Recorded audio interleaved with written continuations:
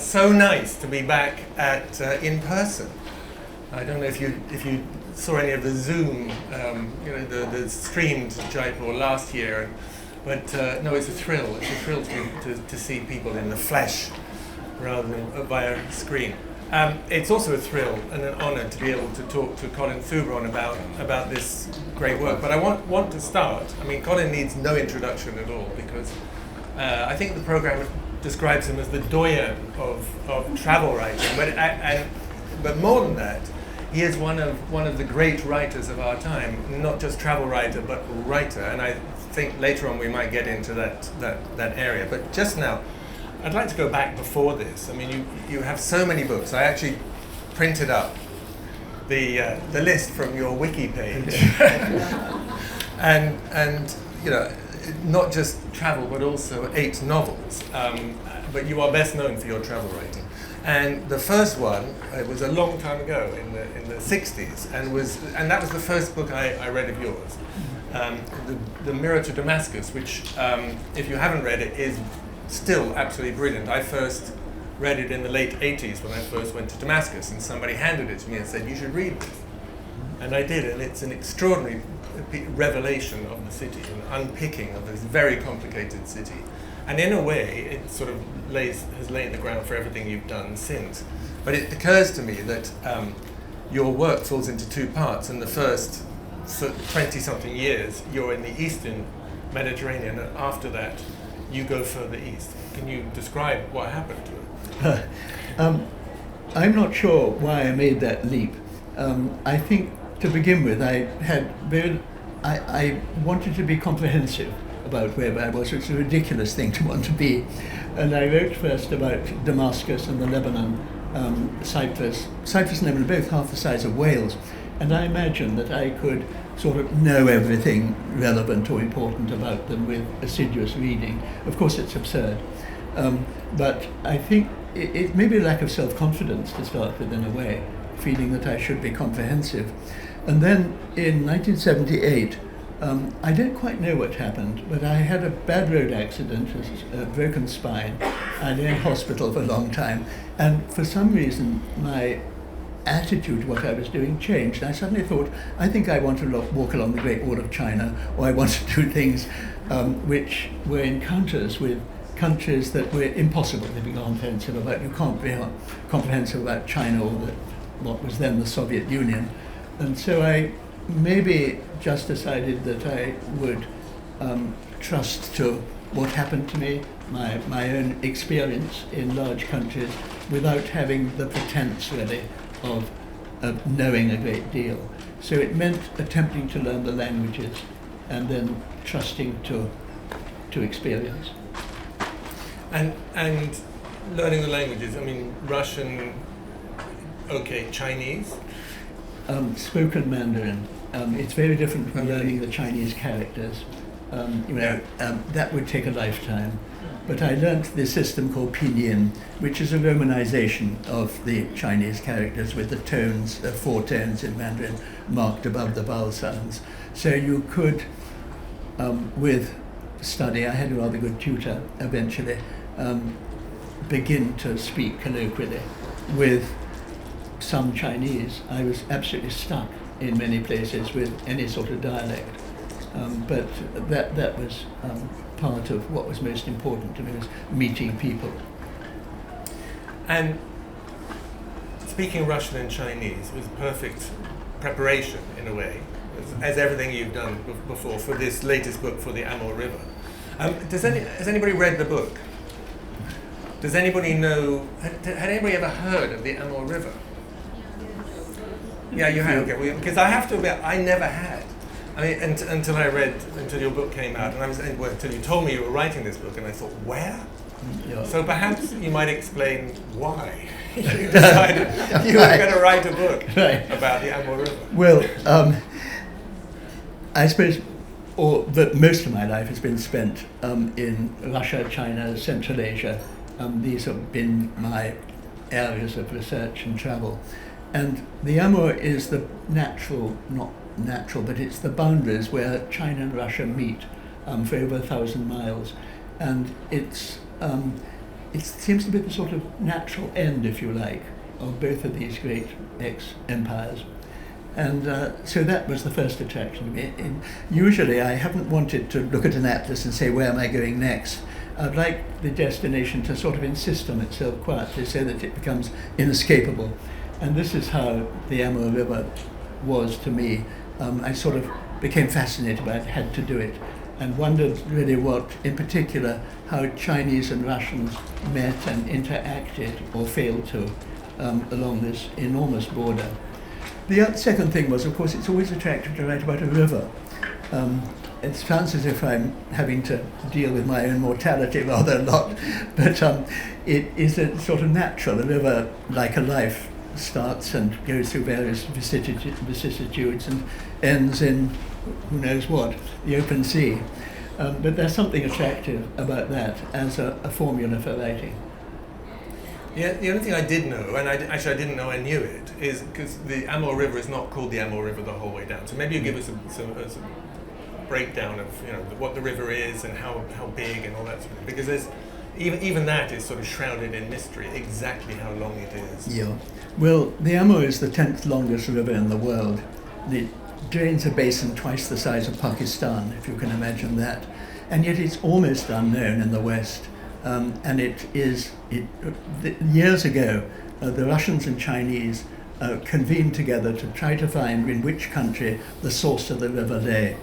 And they found to their chagrin that it rose in neither country, but in the mountains of northeast Mongolia, which was pretty upsetting.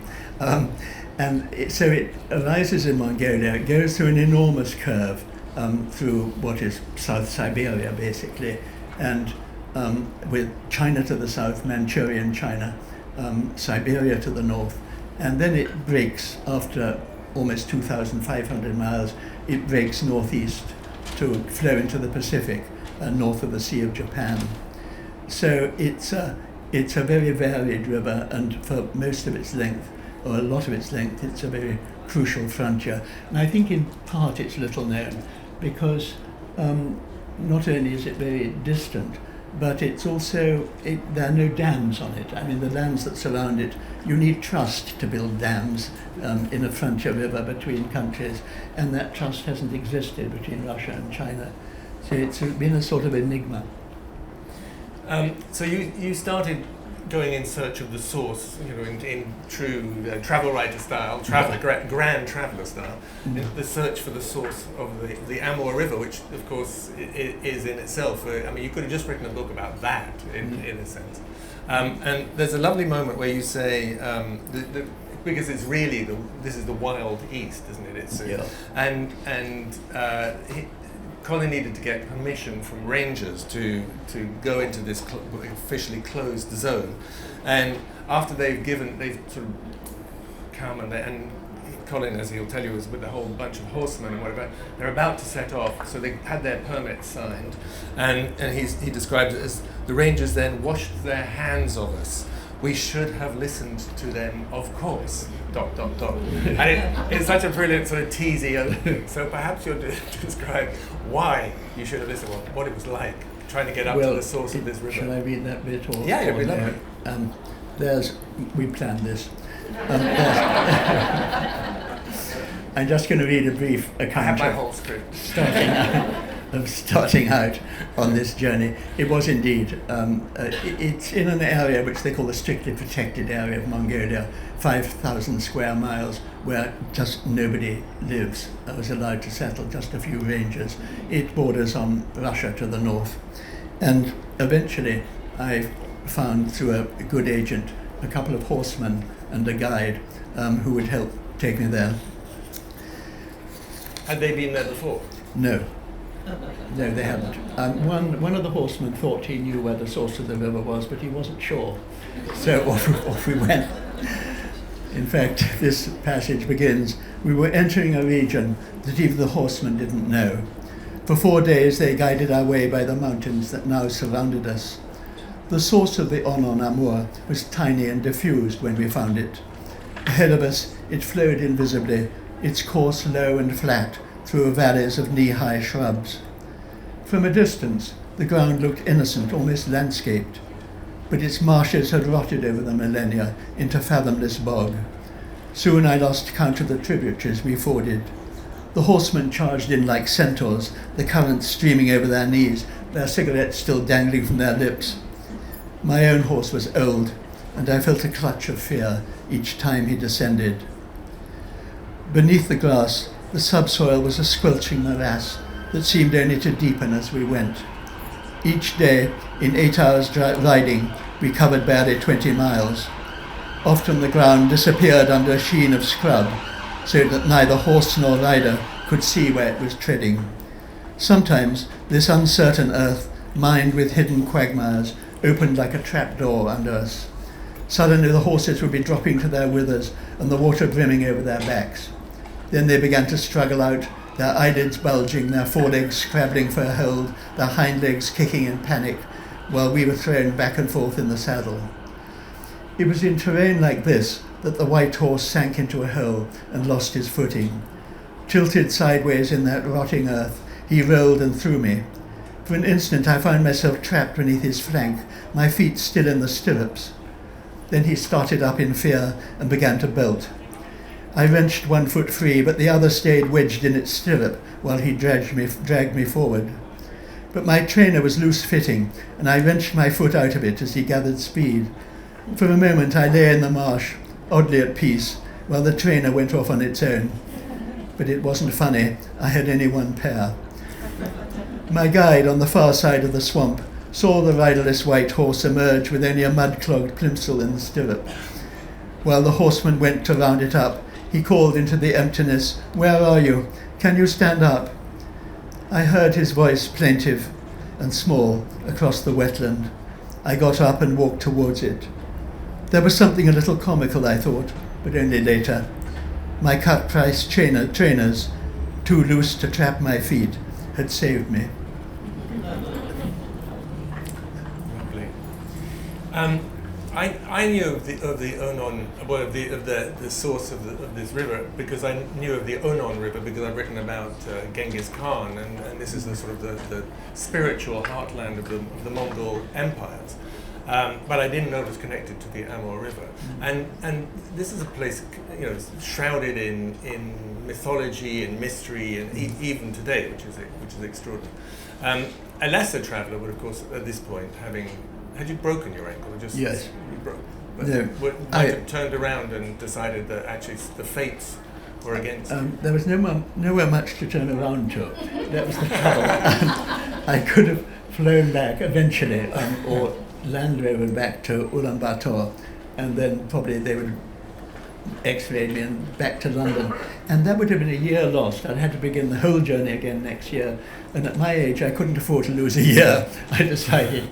And so I persuaded myself that the ribs which were broken were actually fractured, were only bruised, and the ankle was only sprained. In fact, when I got back to London eventually, 2 months or 3 months later, everything was broken. But it slowly healed itself. Good. So describe the source of this mighty river, which may be the 10th and maybe the 8th longest river in the world. We still don't know. The source, like the sources of most rivers, is rather unromantic. It begins in sort of marshland, masses of tributaries which simply bundle and coalesce together and bubble up. And the source probably changes depending on the monsoons. There have been heavy monsoons the year I went, which was partly the trouble. The source was sort of nowhere. I remember reading Claudio Magrice's book on the Danube, and he found that the source of the Danube came from a small tap in a farm somewhere. And I felt a little bit like this. It wasn't very dramatic, apart from my being thrown off the horse. Yeah. And so where does it change? Because we're going to follow the river down. So at what point does it become what we would call a river?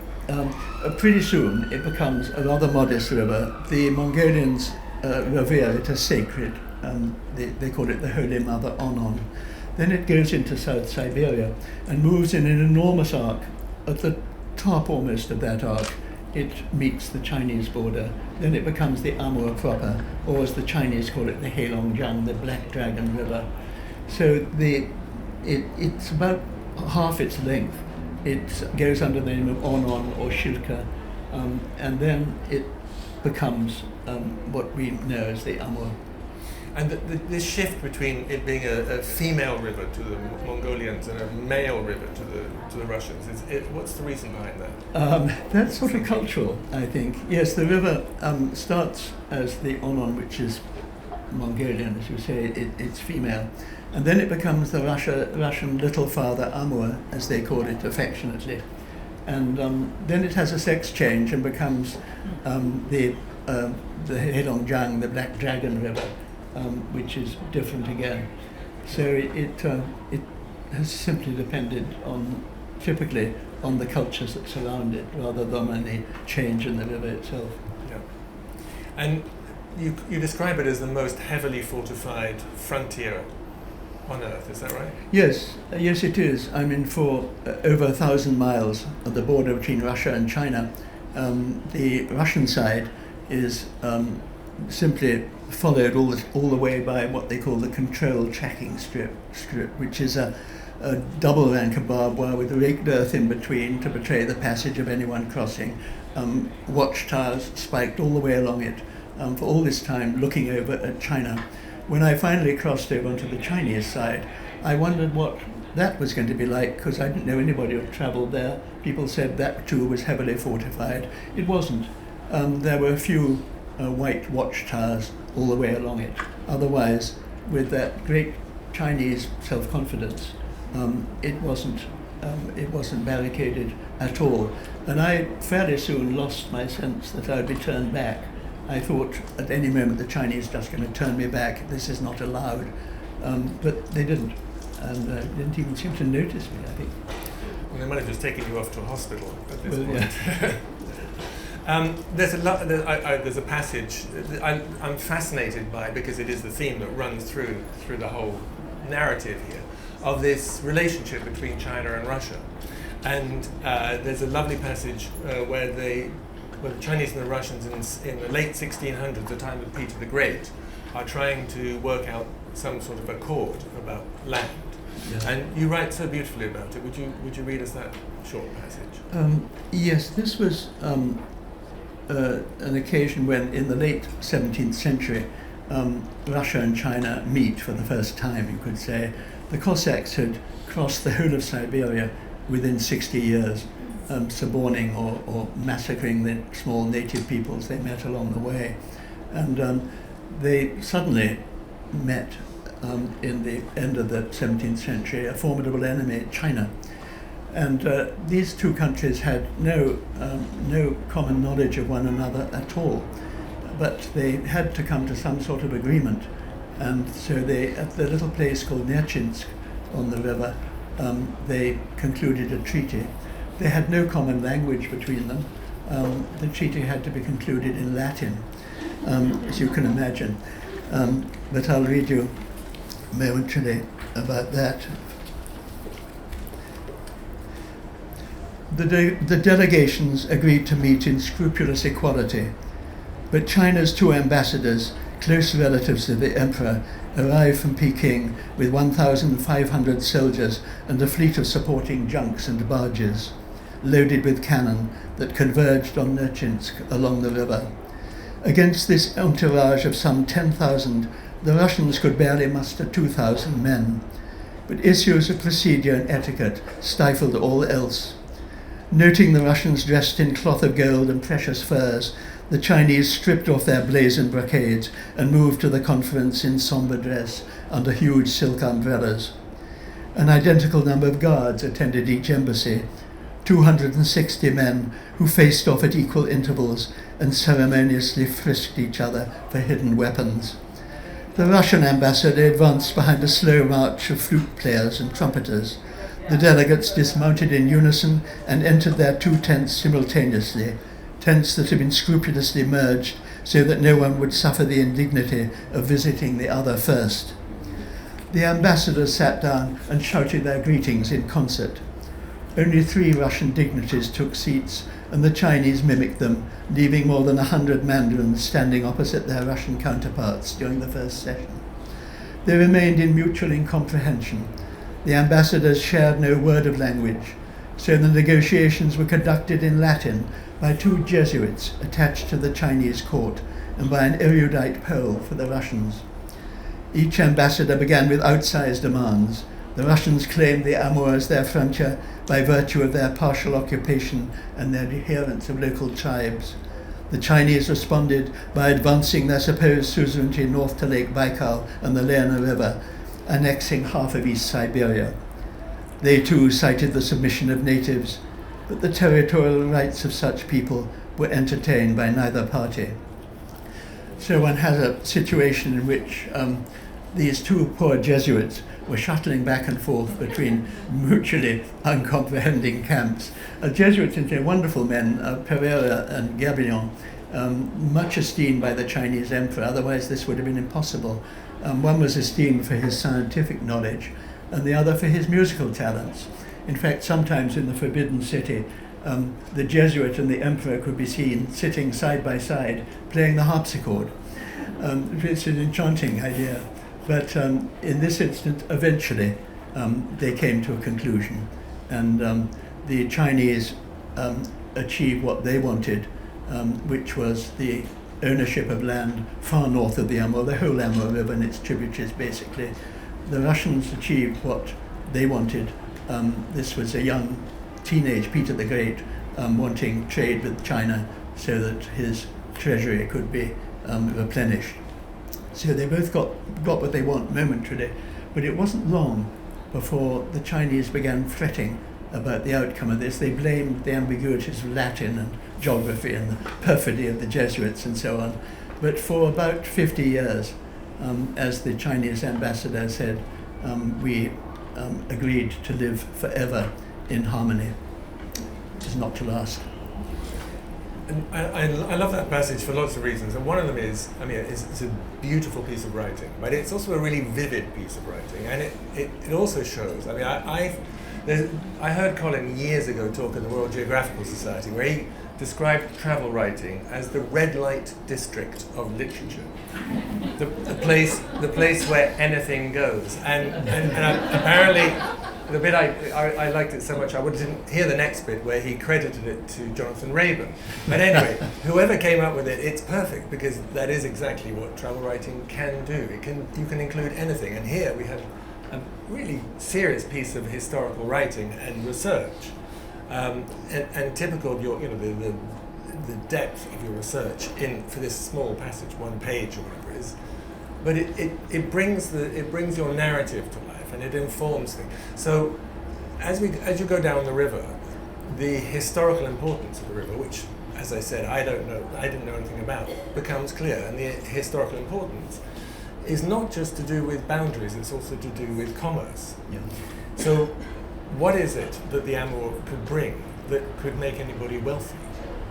Well, in the end, rather little trade, above all, between 2 utterly disparate countries.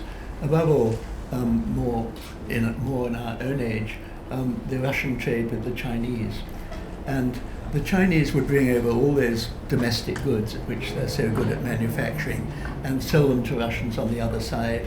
They would even go and buy little farming plots, which they still do, and farm intensively, much more intensively, and I think competently, I have to say, than Siberian Russian farmers who don't care so much. And so there's used to be, until very recently, a flourishing commerce over the river. But now, with the disparity between Russia and China, between the Russian ruble and the Chinese yuan, the Chinese no longer find it profitable to be trading in Russia. The Russians can't afford anything that they offer. So it's stagnated, really. And there's a particular place on the river called Blagoveshchensk, which is a Russian town, and opposite is was a little Chinese town called Hehe. And these two have changed radically within 30 years. The population of Hehe, which was just a little village 35 years ago, is now mushroomed into a Chinese town of over 200,000, the same as Blagoveshchensk. And the Chinese have flourished, the Russians have mainly declined, and what was once commercial activity has stagnated. The Chinese, of course, are buying Russian raw materials. They're buying oil, they're buying gas, they're buying timber. But the Russians have nothing else much to offer them, and the Russians can't afford what the Chinese can offer them or could. If you have people on both sides of the river, the landscape is immediately around is relatively similar. What do you put this down to, this disparity between the Chinese and the Russians? Well, it's very difficult to say without seeming culturally rather daring. But you can't imagine two cultures more different than the Russians and the Chinese. And that difference has extended right the way to the river. In the south, you have just, well, to begin with, there was a tremendous industrialization in Mao Zedong's time of northeast China, Manchuria, this part of the Chinese world that abuts the Amur River. And now that's changed, and the center of gravity, as we all know, has gone to Shanghai and Shenzhen and other parts. So this part has actually been slightly neglected. It's not a thriving part of China, and yet compared with Russia, it is indeed modestly wealthy. On the Chinese side, however, with the breakup of the collective farms at the end of in the Yeltsin period, it's depopulating, if anything.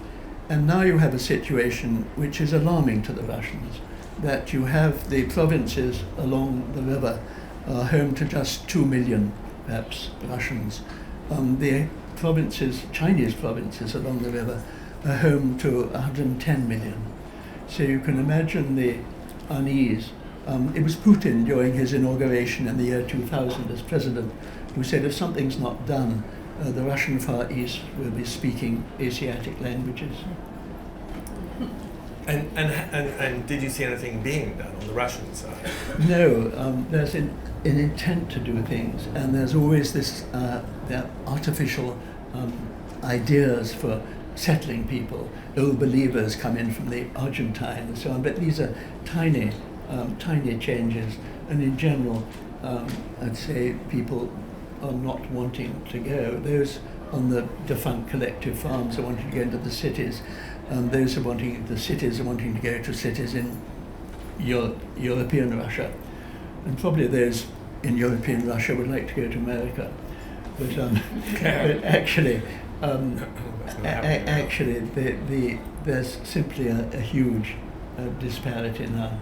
The Russians, I'd say, stagnated. I would think that was probably the most accurate term for them, and the attempts to populate them, to repopulate, haven't worked.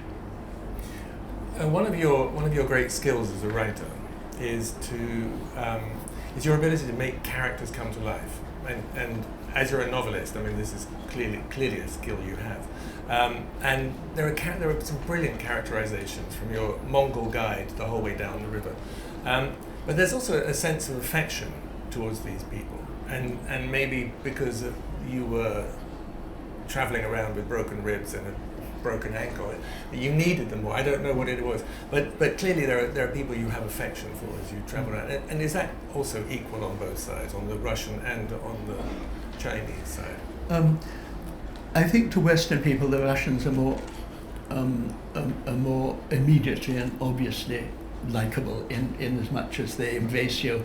Their hospitality is immediate. They confide in you. And I have to say I speak Russian very badly, but much better than Mandarin. I find the Chinese, I became very charmed and affectionate towards the principal Chinese who was with me. It takes longer, I think, for Western people perhaps to attain a sort of intimacy. At least I found that in my case. But it grows. And I wouldn't say there's a huge disparity in my experience. Once I've had the chance to be a day or two with somebody, say. So you travelled down the river, and you started off on horse, and then you're in four-wheel drive, Yeah. and then bus, and then boat, and then. Yeah. How long would the whole journey take? Start. Well, the first part of the journey took perhaps 3 months, and then the river ices up in winter, and people hibernate, and it's much harder to have access to people and even to the roads. So I came back to England with my broken body and repaired it, and went back in the spring of the next year. I'm talking about now 2019, before COVID, and so maybe 5 months in all, something like that. Yeah. And does it become more populated and more developed as you go down the river? It does in the middle part of the river, what you'd call in the way the lower Amur. There are several large cities. It's the border with China. It's the part that seems most crucial. But then for the last 600 miles, it becomes desolate again. It moves northeast towards the Sea of Japan on the Okhotsk Sea. And there the river's enormous. Sometimes it's 2 or 3 miles wide. It's like an inland lake. And there you find it's not populated. A few native villages, a few settled farmers, a few sort of ex-Cossacks, but that's it. It seems, given that it's such a long river and its significance to both Russia and China, it's surprising that is it navigable from the ocean up into the cities? Well, that's a crucial question, because there's one place at which it became navigable. It's called Sretensk, and it's about midway along the river. For the rest, the river's very shallow, and for proper merchant vessels of heavy draft, of deep draft, it really isn't navigable. But at Sretensk, this was the place where overland traffic from European Russia and from Europe itself was able to take ship for the Pacific. And so for another, I don't know, maybe 2,000 miles, you could do it on the river. But it's not easy to navigate, and that's the trouble. People have had dreams of it. Russians in particular had heady dreams at the end of the 19th century of the Amur becoming their great artery to the Pacific. It was all going to be a new age for them, just as the Americans were moving over their continent to the west coast of the States. So the Russians dreamt that they were moving across their continent. And even in Siberia, people even mooted occasionally that there would be a unified country of America and Siberia would actually, I mean, it's crazy. But they did think that Siberia, the Amur River, would be this great avenue to a Pacific Ocean, which would be a theatre of commerce with the Americans. Describe the end of the river, how you got there.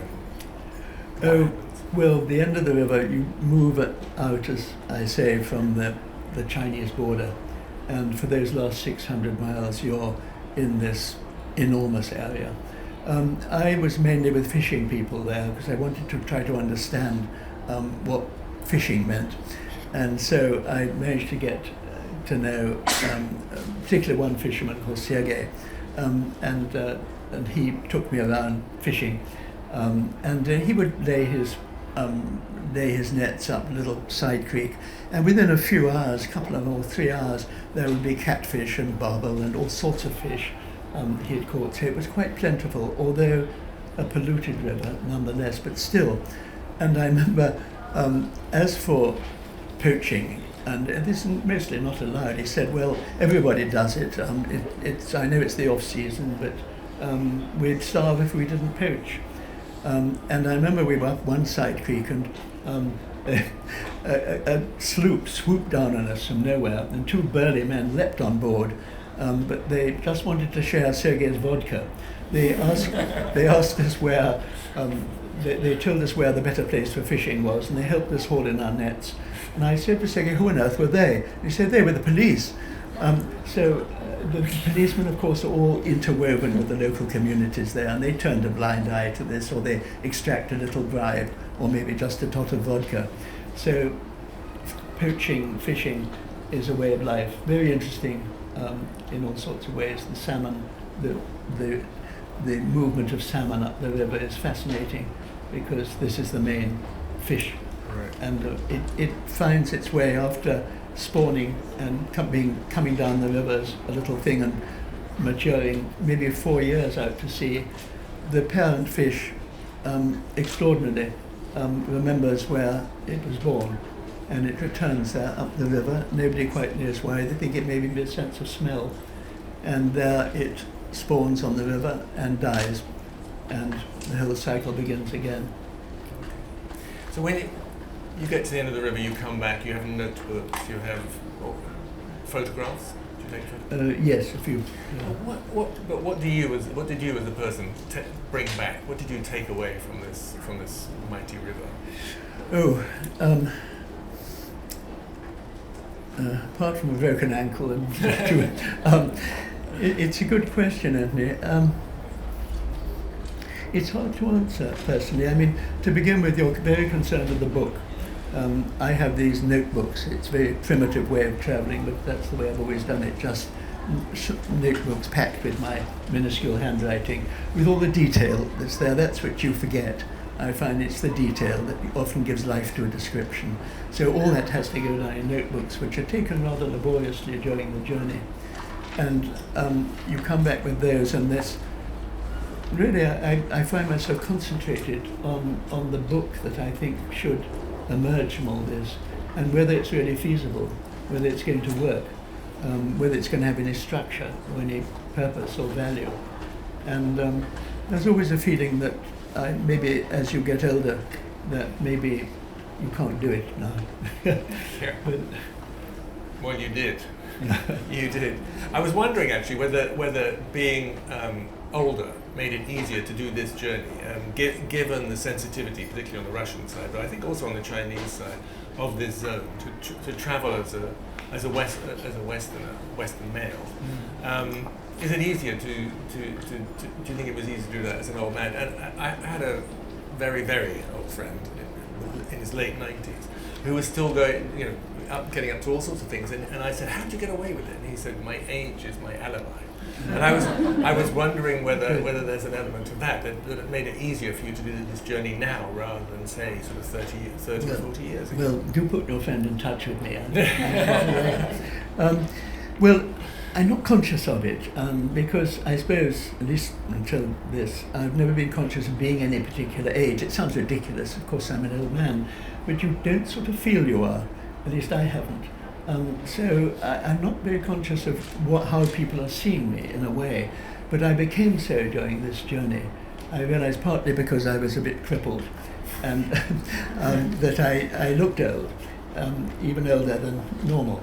And so I sort of had an uneasy sense from time to time that people were not being condescending to me, but they were being extra indulgent because of my age. It rather sort of surprised me. It sounds absurd, but I think it does help. And I found several Russians in particular, when I look back on them, who were very, very solicitous to me, particularly because of my clear bad health. In other words, in the first part of the journey, I think more than in the second, where I'd returned to better health. And the Chinese, of course, has always had a respect for age, and I think that kicked in as well. Yeah. So I was probably more fortunate than I know. Well, let's hope this isn't your last journey. We have time for questions, and immediately one on the right hand side. I think there's a microphone. You got two questions. Who put your hand up first? Yeah. Can you hold it because they won't hear you on the other side. Hi, Colin. I think your book couldn't have been more timely with the whole news about new bridge opening up between High and Blagoveshchuk like 2 days back. I mean, are you aware of it, or do you see, but the way you mentioned how the disparity is between Russian and Chinese side, do you see that potentially bridge being actually, that, or rather the news of that bridge opening being very impactful, or is it just would have been just an optics kind of thing with the whole geopolitics going on and potentially between Russia and China new relationship? Is this the little bridge at Yes, the one that's just opened 2 days back. Yeah. I don't see it making a great difference, quite honestly. To begin with, it's always on the verge of happening. and the Russians, this is a bridge across the Amur. There's no working bridge for ordinary traffic to go across. And it's always being stalled by the Russians. The Chinese want it. The Russians are always suspicious of this. And I don't think it'll make much difference at the moment, as far as I know. There's the possibility of rail travel, trains going, but people and vehicles so heavily supervised they'll be on the Russian side, if they're allowed at all. I don't think it'll make a big difference, quite honestly. Thanks. We had another question here. Microphone coming.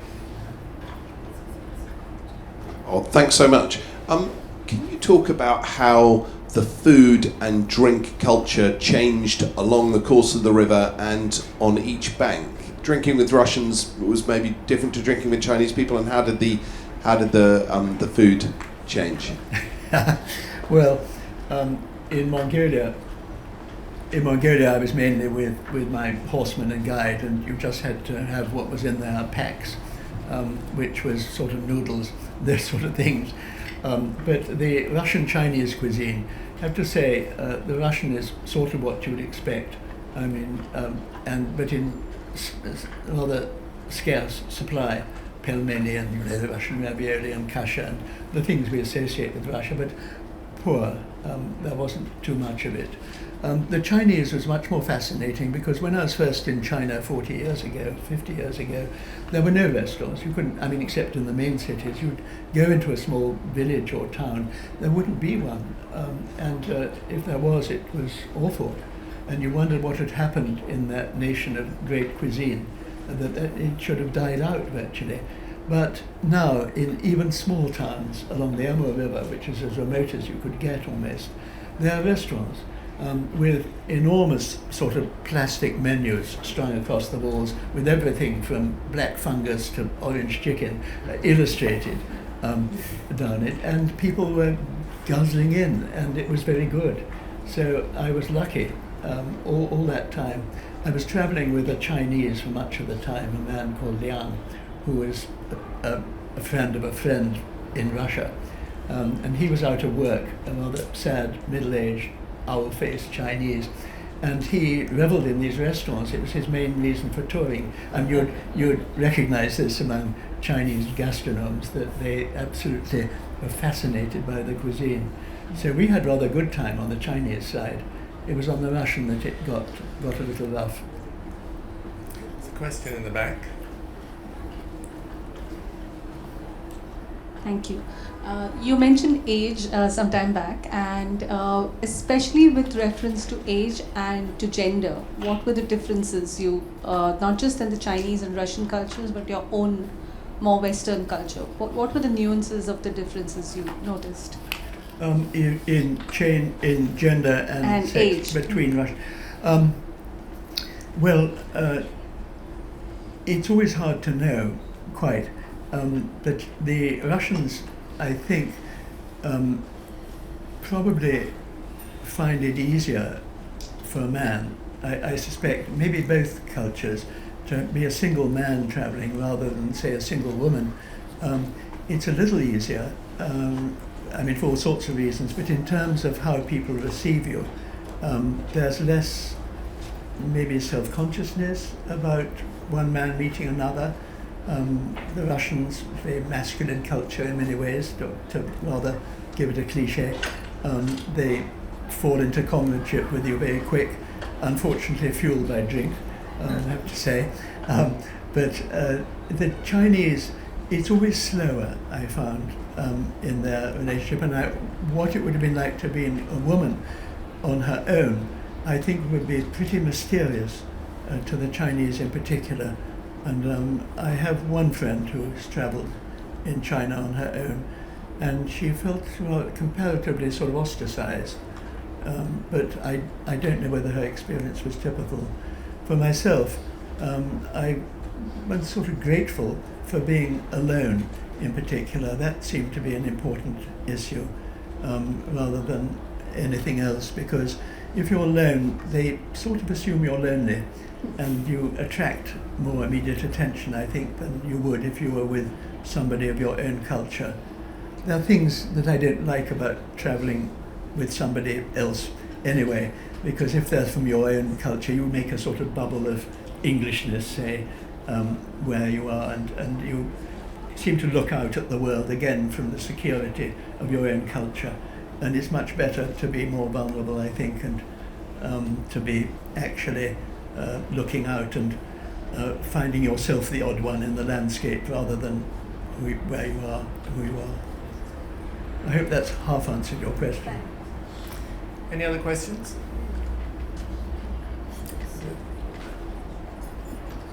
Hi. So like in the world of YouTube, like where do you see travel writing going in the future?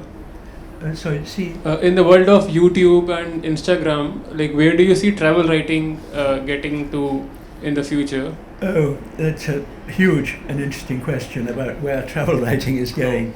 I think I'm going to preempt that and say you should come to the travel session tomorrow. Yes. Because that's exactly what we're going to be talking about with Willie Dalrymple and others. Actually, and Colin will be there, and I will be there as well. Do come. It's a very interesting question. If you can't come, my short answer would be that it's diversified hugely.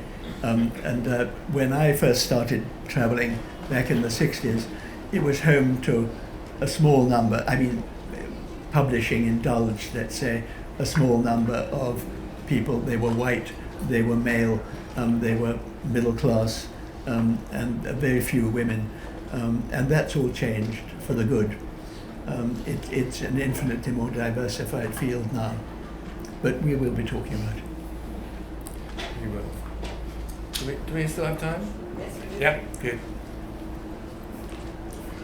Hi. Sorry, can you hear me? Yes. I'm an anthropologist of Russia, actually, and I was wondering if you, what kind of disciplines you draw from when you're writing travel, and if you do draw from anthropology. I know you're saying you're drawing a lot from history, and how does that help you shape your experiences traveling? And essentially, it seems like you're doing the role of an anthropologist, really. Well, that's a rather grand way of putting my role, thank you. Basically, I do a sort of multitude of different readings. You know, obviously some are learned articles, say, if there's an area that particularly concerns me. Others are simply, accounts of earlier travelers, history, of course, geography, of course, anthropology, yes. But there always comes a time with research that I feel I'm taking on too much of other people's knowledge.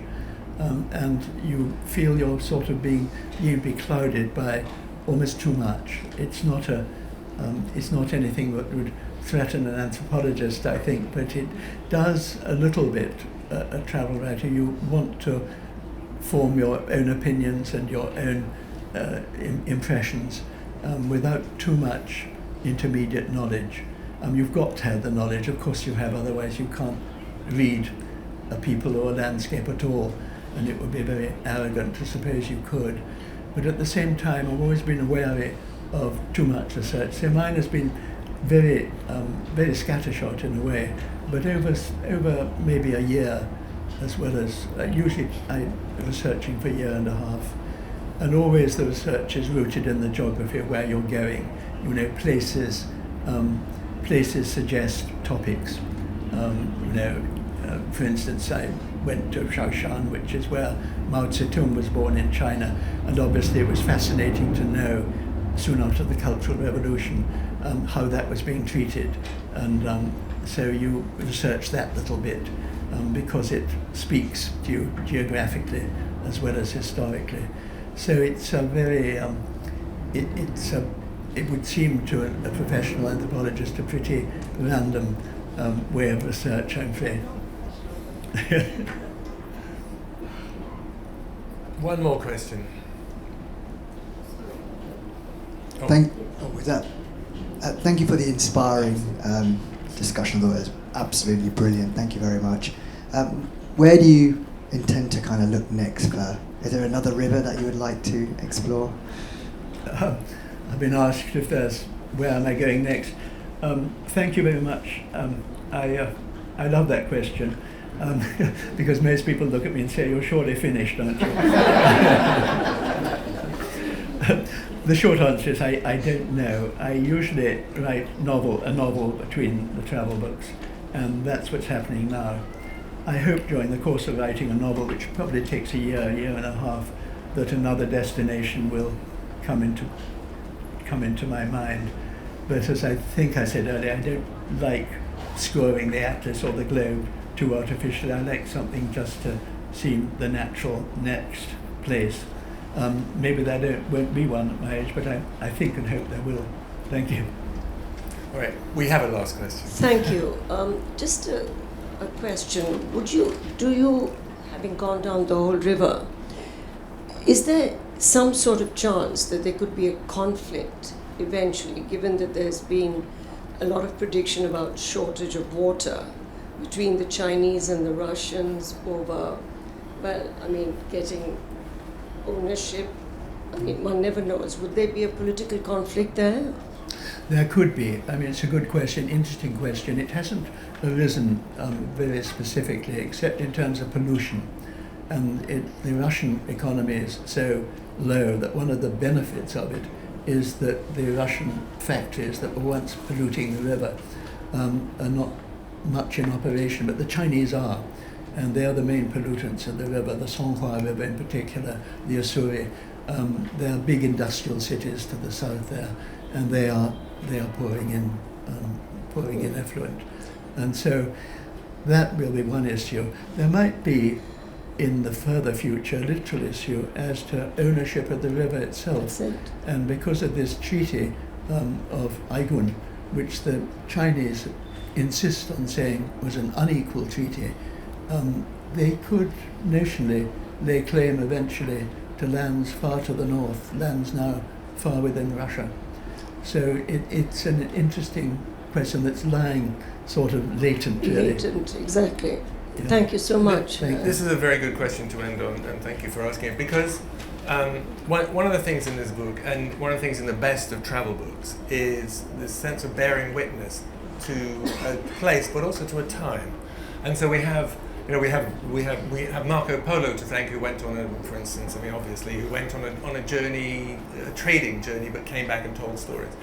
And there's a moment where Colin finds himself in the middle of the largest military exercise, 300,000 Russian troops, exercise that they're doing with a small contingent of the Chinese army. But in retrospect, it may well turn out that this was a prelude to what is going on now in the Russian West. Who knows?